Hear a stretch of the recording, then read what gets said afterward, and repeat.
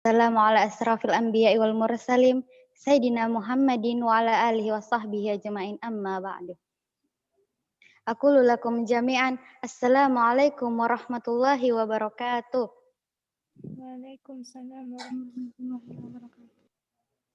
Sebagai hamba Allah yang beriman, tak lupa kita panjatkan puja dan puji syukur kita atas kehadirat Allah Subhanahu wa Ta'ala yang telah memberikan nikmat yang begitu luar biasa kepada kita, berupa nikmat Islam, nikmat iman, dan nikmat kesehatan lahir dan batin, sehingga kita dapat berjumpa kembali pada kegiatan muhadarah diniyah pada malam hari ini.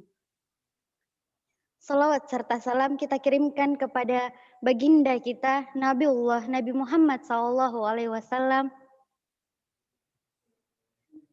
yang telah mengantarkan kita dari alam yang gelap gulita menuju alam yang terang benderang, dari kehidupan yang jahiliyah menuju kehidupan modern seperti sekarang ini. Tak lupa pula sekarang termasuk bulan kelahiran beliau. Marilah kita sama-sama bertabarukan mengingat beliau. Semoga kita menjadi umatnya yang merindu dan dirindukan oleh beliau. Semoga kita dapat berjumpa dengan beliau dan mendapatkan syafaat dengan beliau di akhirat kelak. Amin ya rabbal alamin.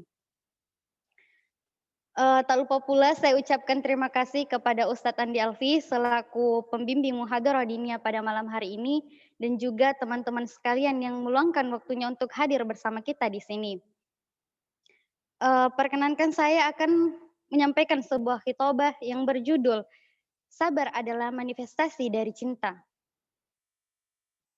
Sebelum kita membahas terlebih jauh, saya akan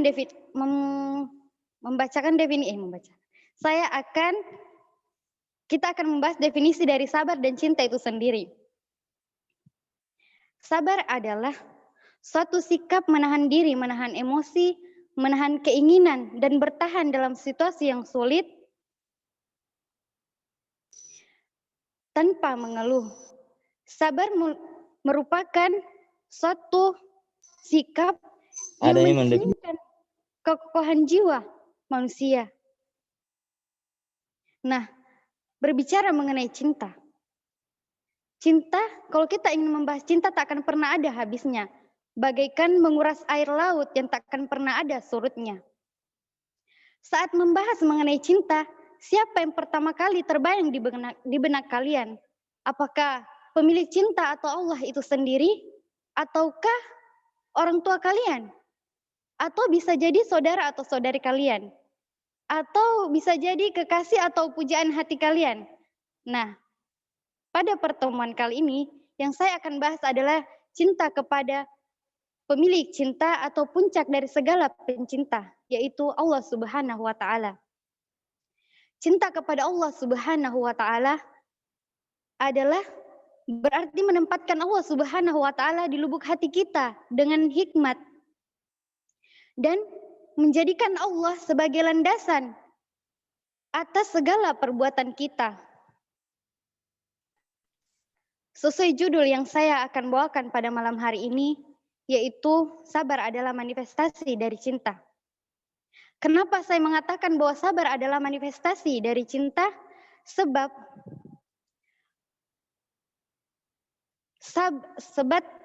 taat dan patuh kepada yang dicinta adalah wujud dari cinta itu sendiri. Bersikap sabar kepada sang kekasih adalah wujud dari cinta. Dalam Islam, kesabaran kepada sang kekasih ini dalam konteks Allah Subhanahu wa Ta'ala dan Rasul-Nya, yakni untuk bersabar menjauhi maksiat, bersabar dalam menetapi segala ketetapannya. Begitulah seharusnya kesabaran seorang pencinta kepada yang dicintainya. Ketika seorang pencinta tak bisa bersabar kepada kekasihnya, berarti cintanya adalah cinta yang hampa. Karena apalah arti kata tanpa sebuah perbuatan? Rasulullah pernah berkata, sabar itu termasuk wasiat-wasiat Allah di dunia ini. Siapa yang menjaganya, maka ia akan selamat. Namun, siapa yang menyanyiakannya, maka ia akan hancur. Allah juga berfirman di dalam Quran surah Al-Baqarah ayat 153, A'udzubillahi minasyaitonirrajim. Bismillahirrahmanirrahim. Ya ayyuhallazina amanu ista'inu bis-sabri was-sholati innallaha ma'as-sabirin. Yang artinya, wahai orang-orang yang beriman, bermohonlah pertolongan kepada Allah dengan sabar dan sholat. Sungguh Allah bersama orang-orang yang bersabar. Di sini mengatakan bahwa sungguh Allah bersama dengan orang-orang yang bersabar. Maka kita mengaku sebagai pecinta Allah Subhanahu wa taala, maka pecinta mana yang tak ingin bersama dengan yang dicintainya? Maka sungguh beruntunglah orang yang bisa menanamkan kesabaran dalam dirinya. Sabar itu terbagi menjadi 4. Sabar terhadap perintah Allah Subhanahu wa taala. Yang kedua adalah sabar menahan diri dari larangan Allah Subhanahu wa taala. Yang ketiga adalah sabar terhadap ketetapan Allah. Dan yang keempat adalah sabar terhadap musibah yang dititipkan oleh Allah Subhanahu wa taala. Sabar yang pertama yaitu sabar dalam melaksanakan perintah Allah. Contohnya, sholat. Jika kita melaksanakan sholat, pasti ada kalanya kemalasan atau rasa jenuh itu muncul dalam diri kita. Maka kita perlu kekuatan untuk melawannya. Dan tidak mudah untuk menanamkan ketaatan itu dalam diri kita. Sabar memang suatu ucapan yang mudah diucapkan, namun sulit untuk direalisasikan. Pasalnya, sabar itu membutuhkan kesungguhan dalam melapangkan hati. Sedangkan kita tahu bahwa seringkali diri kita tidak bisa menahan hati untuk melapangkan dada. Sehingga sabar menjadi hal yang begitu sulit untuk dilakukan. Sabar yang kedua adalah menahan diri dari maksiat. Rasulullah pernah berkata, kalau aku suruh kalian mengerjakan sesuatu, maka kerjakanlah sesuai kemampuan kalian.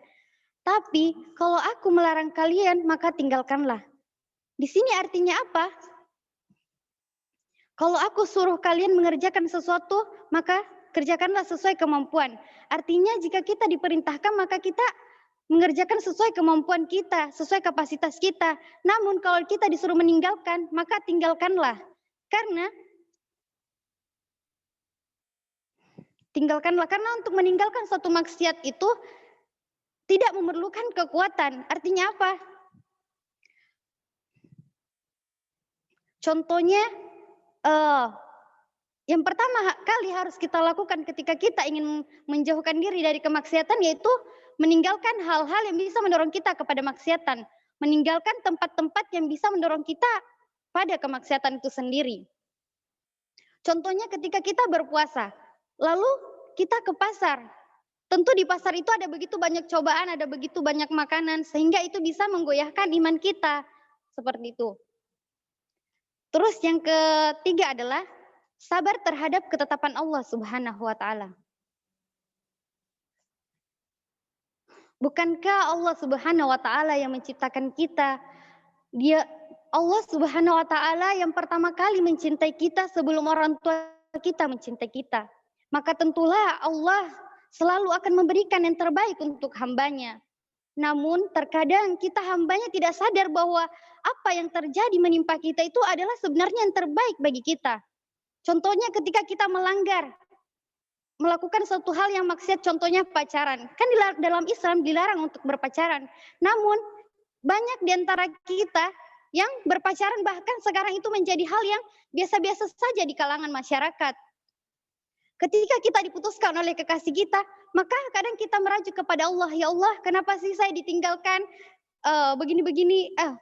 Padahal itu sebenarnya yang terbaik buat kita. Bisa jadi ketika kita kehilangan sesuatu yang kita cintai, maka Allah akan memberikan kita sesuatu yang mencintai kita. Yang jelas itu lebih baik buat kita. Barang siapa yang menerima takdir Allah dengan hati yang sabar dan ikhlas dalam menerimanya, maka hatinya akan dibersihkan oleh Allah. Hatinya akan dipenuhi dengan keimanan terhadap Allah Subhanahu wa taala. Yang keempat adalah sabar terhadap musibah yang dititipkan Allah Subhanahu wa taala. Musibah dalam